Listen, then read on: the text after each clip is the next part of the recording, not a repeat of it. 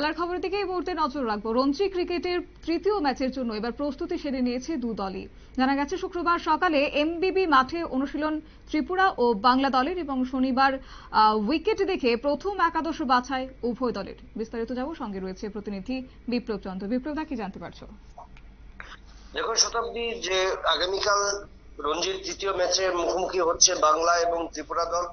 দু দলের এটা তৃতীয় ম্যাচ। প্রথম দুটো ম্যাচে বাংলা অবশ্য জয়লাভ করে নিজেদের কিন্তু পয়েন্ট তালিকার শীর্ষে রয়েছে।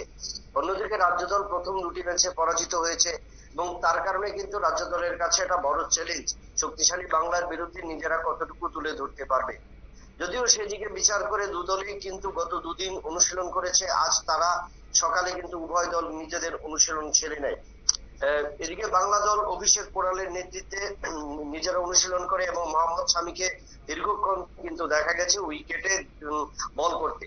তার পাশাপাশি উভয় দলের অধিনায়ক অর্থাৎ রাজ্য দলের অধিনায়ক মণিশঙ্কর মোরা সিং এবং অন্যান্য ক্রিকেটাররাও কিন্তু আজ উইকেট দেখেছে।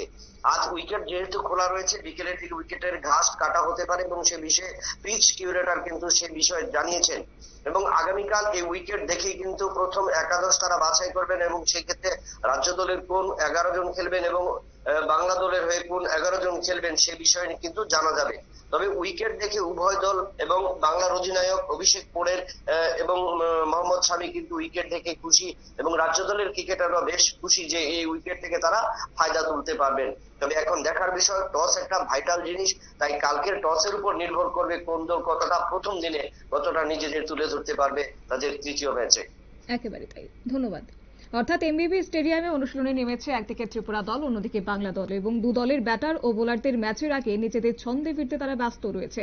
কোচ এবং সাপোর্ট স্টাফদের তত্ত্বাবধানে চলছে নেট ফিক্সিং এবং সঙ্গে ফিল্ডিং সেশন। শনিবার সকালে উইকেট পরিদর্শন শেষে চূড়ান্ত হবে উভয় দলের প্রথম একাদশ। নিয়ে নিচ্ছি ছোট্ট একটি বিজ্ঞাপন বিরতির, সঙ্গে থাকুন।